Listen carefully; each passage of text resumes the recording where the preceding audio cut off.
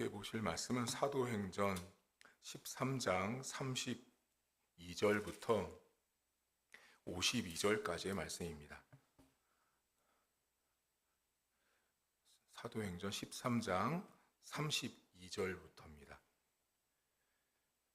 우리도 조상들에게 주신 약속을 너희에게 전파하노니 곧 하나님이 예수를 일으키사 우리 자녀들에게 이 약속을 이루게 하셨다 함이라. 시편 둘째 편에 기록한 바와 같이 너는 내 아들이라 오늘 너를 낳았다 하셨고, 또 하나님께서 죽은 자 가운데서 그를 일으키사 다시 썩음을 당치 않게 하실 것을 가르쳐 이르시되 내가 다윗의 거룩하고 미쁜 은사를 너희에게 주리라 하셨으며, 또 다른 시편에 일렀으되 주의 거룩한 자로 썩음을 당하지 않게 하시리라 하셨느니라.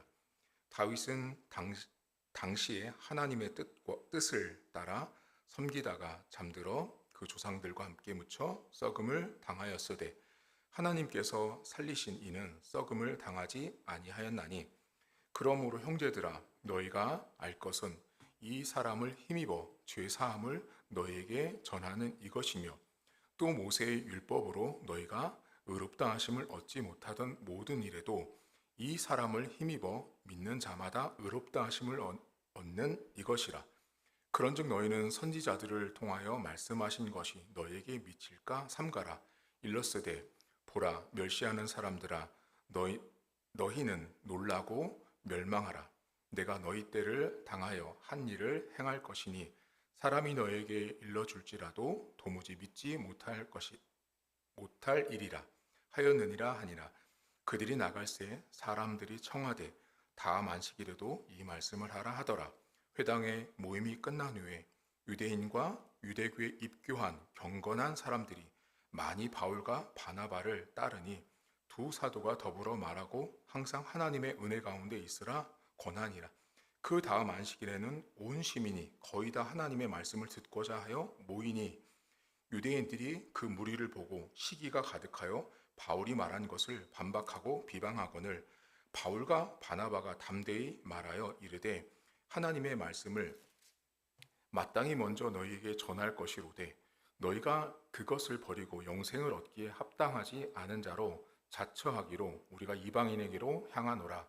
주께서 이같이 우리에게 명하시되 내가 너를 이방의 빛으로 삼아 너로 땅끝까지 구원하게 하리라 하셨느니라 하니, 이방인들이 듣고 기뻐하여 하나님의 말씀을 찬송하며 영생을 주시기로 작정된 자는 다 믿더라.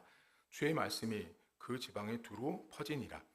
이에 유대인들이 경건한 귀부인들과 그 신의 위력자들을 선동하여 바울과 바나바를 박해하게 하여 그 지역에서 쫓아내니 두 사람이 그들을 향하여 발에 티끌을 떨어버리고 이고니온으로 가거늘 제자들은 기쁨과 성령이 충만하니라. 아멘. 지금 사도 바울과 바나바가 선교 여행을 하면서 구부로라는 섬에서 나와서 지금은 이고니온이라는 안디옥에 가 있습니다.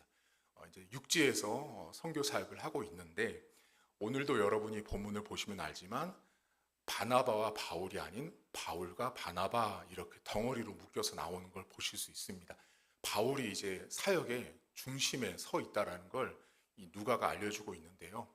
오늘 성경에 보시면 회당에서 지금 바울이 설교를 하는데 여기에 참 놀라운 일이 생겼어요. 그게 뭐냐면 42절과 44절을 보세요. 오늘 저희가 여기를 좀 나눌 건데요. 42절에 보면 이 앞절에서 바울이 부활에 대해서 이야기를 합니다. 썩지 않을 우리의 인생에 대해서, 삶에 대해서, 우리 영혼에 대해서 이야기를 쭉 하다가 설교를 다 했어요. 42절. 자, 그들이 나갈새 사람들이 청하되 다음 안식일에도 말씀을 전해달래요. 여러분, 우리가 이게 성경에 단순하게 보지만 지금 이방 사회에서 처음 설교를 듣고 있는 이방인들이 다음 안식일에도 와서 말씀을 전해달라고 말합니다. 그리고 44절 보세요. 그 다음 안식일에는 이제 어떤 일이 온 시민이 거의 다 하나님을 말씀을 듣고자 모입니다.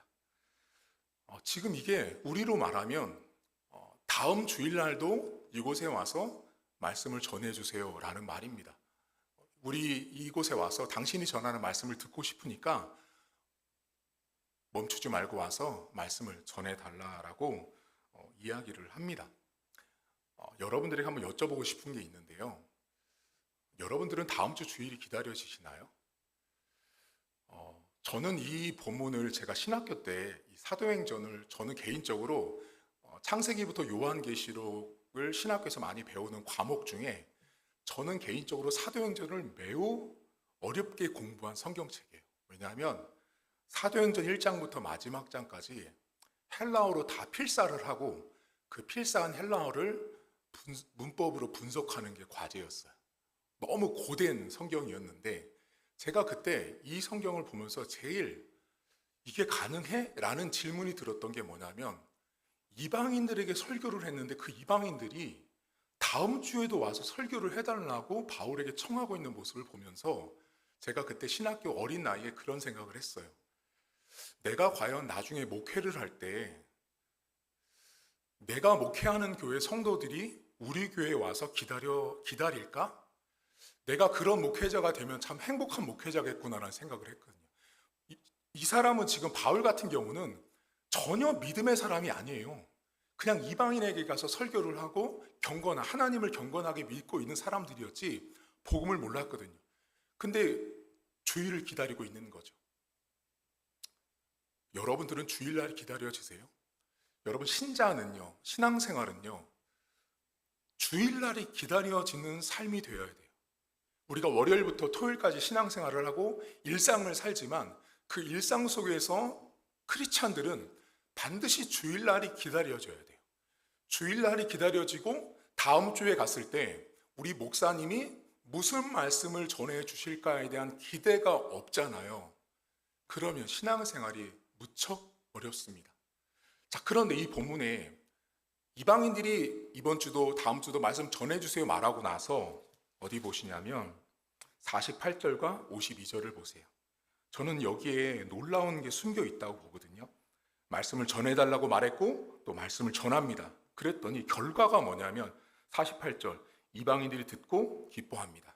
자, 회중이 기뻐하고 52절 제자들도 기쁨과 성령이 충만합니다. 다시 말하면 말씀을 전하는 자도 기뻤고요. 말씀을 듣는 자도 기뻤다라는 거예요. 저는 이게 이 사도행전 역사, 초대교회 역사에 있어서 정말 많은 것들을 우리가 살고 있는 현 시대 교회에 던지는 메시지가 크다고 봅니다.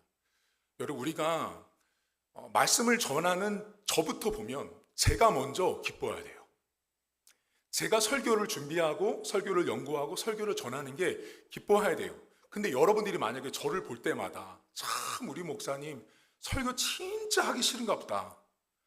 하기 싫어서 하는 설교라고 느껴지는 건요. 그건 설교가 아니에요. 짐이지. 근데 설교를 전하는 제가 1차로 기뻐해야 되는 거예요. 자, 설교자가 1차로 기쁘다라는 건 뭐냐면 제가 성경을 읽고 성경을 연구한 것을 그 연구하는 과정에 제가 깨달은 것을 성도님들한테 전달해 주는 것이 제 안에 기쁨이 돼야 돼요. 근데 이게 남의 설교를 베끼거나 그냥 책에 있는 내용을 베껴서 말하는 데는요, 기쁨이 없어요. 왜냐하면 제 게 아니거든요. 이게 뭐랑 똑같냐면요, 여러분들이요, 엄마가 음식을 해가지고 밥상에 내놨는데 식구들이 맛있게 먹어주면 엄마들은 기분이 좋아요. 근데 몇 시간을 노력해서 반찬을 내놨더니 뭐래요? 짜, 매워, 싱거워. 이거만큼 음식을 만든 사람이 허탈한 게 없는 거예요. 설교자가 똑같습니다. 설교자가 하나님의 말씀을 깊이 연구합니다. 깊이 연구한 것을 깨달은 것을 여러분에게 드렸을 때 여러분들이 설교 시간에 보면 눈빛으로 그 말씀을 아주 찬찬히 드시고 있는 게 제가 보이거든요. 그때 설교자는 기쁩니다. 그러게 하기 위해서는 오랜 시간 동안 설교 연구를 해야 됩니다. 제가 존경하는 지금 소천하셨지만 팀 켈러 목사님이라는 분이 계세요. 아주 유명하신 목사님. 이분은 한 편의 설교를 준비하기 위해서 12시간에서 15시간을 준비했다고 합니다. 저는 솔직히 못하고 있습니다. 그렇게. 한 편의 설교를 준비하는데 12시간을 준비할 정도면 다른 일은 안 하고 그분은 오직 설교만 준비하는 분입니다. 목회자가 전하는 제가 먼저 기뻐야 합니다. 저는 기쁩니다. 기쁘게 설교 사역을 하고 있고 지금까지 전도사 때부터 지금까지 오면서 설교가 짐이라고 생각해 본 적은 없습니다. 왜냐하면 저에게 주신 은사고 달란트고 능력이라고 믿고 있기 때문에 기쁨으로 감사함으로 하고 있습니다. 그럼 둘째로 회중인 여러분들 한번 생각해 보겠습니다. 여러분들은 기쁘세요? 자, 주일날이 오는 게 기쁘셔야 되거든요. 우리 목사님의 설교를 듣는 이 자리에 내가 나오는 것 자체가 내 안에 기쁨이 있어야 되는 거예요. 말씀을 들으러 왔는데 자다 나오자. 주보 옷 하나 좀 발견하고 나오면 되겠지. 이런 성도들 많거든요. 그게 아니라 오늘도 내가 이 자리에 앉아있을 때 하나님의 말씀 때문에 내 안에 기쁨이 주어지는 거죠. 그 말씀을 목사님이 묵상한 것을 전달해 줄 때 내 안에 기쁨이 생겨나야 되는 거죠. 근데 기쁨이 없잖아요. 그러면 힘듭니다. 신앙생활이. 여러분, 신자의 기쁨은 말씀이어야 합니다. 다시요. 교회의 기쁨도 말씀이고요. 말씀을 전하는 목회자의 기쁨도 말씀이고요. 성도의 기쁨도 말씀이어야 합니다. 그런데 그 기쁨의 출발과 시작이 하나님 말씀이 안 되잖아요. 그러면 전혀 다른 곳에서 기쁨을 찾게 되어 있습니다. 그게 인간이고요. 그게 죄인이에요.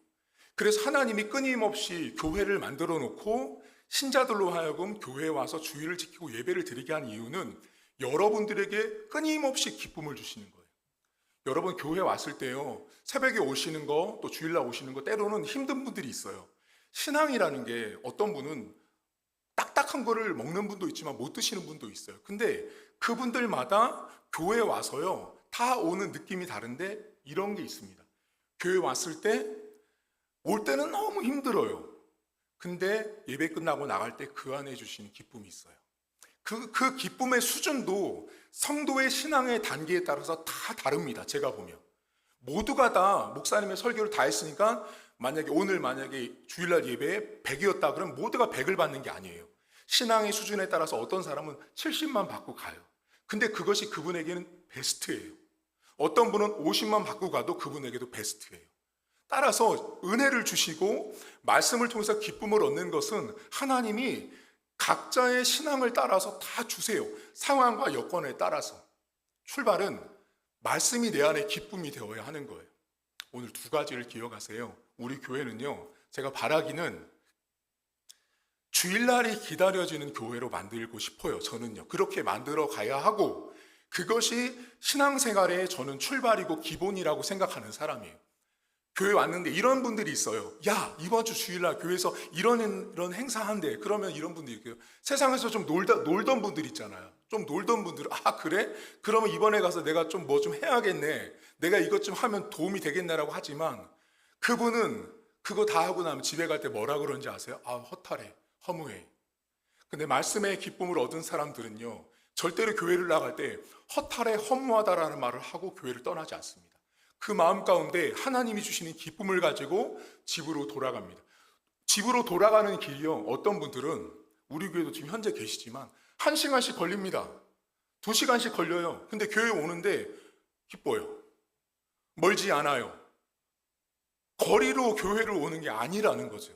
하나님의 말씀이 내 안에 기쁨이 되셔야 합니다. 그를 위해서는 첫 번째 제가 말씀 준비를 잘해야 됩니다. 제가 말씀을 깊이 연구하고 제가 먼저 기뻐야 돼요. 그리고 여러분들은 이미 알고 계세요. 우리 목사님은 설교를 정말로 하기 싫어하는 분이 아니라는 걸 알고 계시죠. 제가 설교를 기뻐하고 즐겨하고 말씀을 연구한 것을 여러분과 나누는 것을 저는 가장 행복해하는 사람이에요. 그것이 저에게 1순위이기 때문에 제가 교회를 세우고 여러분과 지금까지 신앙생활 하면서 특별한 행사를 하진 않죠. 절기마다 이벤트성으로 우리 교회가 한 건 있지만 중요한 행사를 한다거나 그런 거 하지 않습니다. 일례로 우리 교회는 전도 행사 하지 않습니다. 그런 행사로 끝나면 허탈해지거든요. 말씀이 출발이 되어야 합니다. 그리고 여러분들 안에 하나님, 제가 주일이 기다려지는 인생이 되게 해달라고 기도도 하시되 항상 저를 위해서 기도해 주세요. 그리고 제가 가만히 보면 성도들이 주일이 기다려지는 건요, 여러분 책임은 30%, 나머지 70%는 제 책임입니다.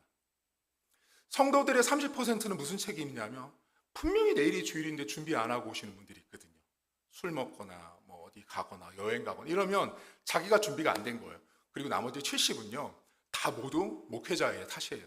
목사님이 얼마나 설교를 잘 준비해서 강단에 서냐, 그것이 반복이 되고 성도들 안에 적응이 되면 우리 목사님 설교가 오늘 뭐가 떨어질지, 나에게 뭐를 말씀할지가 기대가 되면 기쁨이 자동으로 생겨납니다. 그래서 저는 우리 교회가 말씀으로 기쁨이 충만한 교회가 되기를 축복하고요. 오늘도 여러분 안에 다른 것으로 기뻐하지 마세요. 그리고 주일날이 기다려지고 말씀으로 기뻐하는 오늘 하루가 되었으면 좋겠습니다. 하나님 아버지, 초대교회는 정말 하나님의 말씀의 역사가 매우 역동적이었고 매우 힘있게 나타났습니다. 하나님 아버지, 이방인들이 바울 사도를 향해서, 그것도 유대인들이 가득한 시대에 다음 주에도 와서 말씀을 전해달라고 말합니다. 하나님 아버지, 그 말씀을 전해달라고 했던 이방인이나 말씀을 전하는 사도 바울이나 둘 다 기뻤습니다. 말씀을 전하고 말씀을 준비하는 목회자도 기뻐야 합니다. 목회자가 강단에 와서 설교를 하는데 부담이 되고 짐이 되는 것은 그건 목회가 아닙니다. 그건 목사가 아닙니다. 목사에게 설교는 기쁨이고 가장 자랑이고 가장 하나님께서 나에게 주신 은사고 능력임을 고백하는 시간입니다. 하나님, 나에게 주신 하나님의 은사를 통하여 설교가 전파되어질 때 성도들 안에 말씀에 대한 기쁨이 충만할 수 있도록 도우시길 원합니다. 내가 인간인 목회자가 기쁨을 만들어내는 것이 아니라 하나님의 말씀 자체가 올바르게 온전하게 증거되어질 때 자연스럽게 나타나는 현상이 성도들 안에 기쁨이 생겨난다는 것입니다. 하나님, 우리 교회 성도들 심령마다 하나님의 말씀 때문에 기뻐하게 하시고 주일을 항상 기다리는 우리 성도들 되어지길 원합니다. 우리 교회에 와서 행사 때문에 선물을 받아서 기쁜 날이 아니라 내가 임직을 해서 장로가 되고 권사가 되고 집사가 되는 날이 돼서 기쁜 것이 아니라 내가 하나님 말씀이 나에게 매주마다 새롭게 들려지는 것 때문에, 그 새롭게 들려지는 말씀 때문에 내 영혼에 기쁨이 있고 내 믿음의 성장이 있는 것 때문에 기뻐하는 우리 교회 성도들 될 수 있도록 은혜를 베풀어 주옵소서. 하나님, 말씀에 대한 기쁨은 전하는 저도 기뻐해야 되고 듣는 성도들도 기뻐해야 되는 것입니다. 일방적으로 어느 한쪽만의 문제가 아니라 우리 교회 전부 다 하나님 말씀 때문에 기쁨의 출발과 결과를 얻어낼 수 있는 은혜를 우리 교회 성도들에게 하나님 허락해 주옵소서. 오늘도 말씀의 기쁨이 우리 성도들의 삶에 풍성할 수 있도록 은혜를 덧입혀 주옵소서. 감사드리며 예수님의 이름으로 기도하옵나이다. 아멘. 하늘에 계신 우리 아버지, 아버지의 이름을 거룩하게 하시며 아버지의 나라가 오게 하시며 아버지의 뜻이 하늘에서와 같이 땅에서도 이루어지게 하소서.